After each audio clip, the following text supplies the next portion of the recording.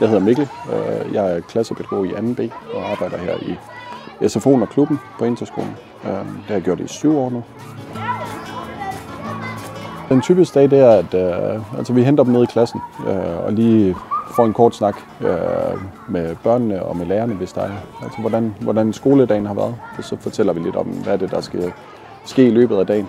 Så har vi den første time, hvor børnene kommer ud og får noget frisk luft og kan få brændt lidt krudt af efter at have siddet stille i nogle timer.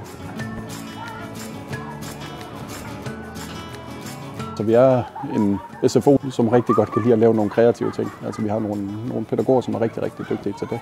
Det er ikke der mine forsøg de ligger. Jeg er mere til at lave de der lidt fysiske aktiviteter. Vi er utrolig glade for at prøve noget nyt og udfordre os selv.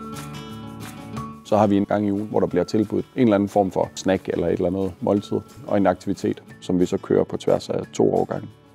De får mulighed for at skabe nogle relationer på tværs af årgangene. Vi er indrettet på den måde, at vi har fra 0. til faktisk op til 8. klasse, som er i samme hus og som lærer hinanden at kende på kryds og tværs. Jamen det giver virkelig noget til børnene, både når de er her, men også i frikvartererne. Altså at de ligesom kender hinanden, selvom det er et barn, der går i 0. og 8. klasse, men de kender navnet, og de ved godt, hvem de er. Det giver noget, og det er virkelig noget, der tiltaler både børn og voksne her. Vi har også et tilbud, hvor vi tager på lejr, både til SFO, men også til klubben. I SFO'en der har vi planlagt, at vi skal til Rimmer Strand i år, oppe ved Limfjorden. Og så har vi den årlige klubtur, hvor vi tager ud på Djursland. Der kan man være med, hvis man går i 5. til 8. klasse, hvor vi vandrer i Mols Bjerge og laver mad sammen, laver bål og hvad man nu kan, når man kommer ud i sådan en spejderlejr. Der bliver også lagt rigtig mange kræfter i, at vi har det godt sammen, kollegaer. Altså at det er nemmere at samarbejde, hvis det er, at vi har en omgangstone, som gør, at vi kan sige både det søde og det sure til hinanden.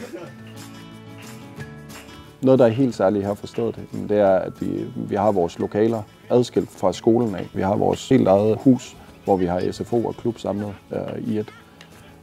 Og der oplever vi, altså, at det bliver sådan et samlingssted både for de små klasser, men også sammen med de store. Og at vi har mulighed for at kunne lave noget, som strækker sig over flere dage, som sådan følge af, at vi har vores eget. Samtidig med, at der er sat en fast pædagog på hver dag, som laver en eller anden aktivitet. Det oplever jeg, at det gør noget godt for børnenes liv.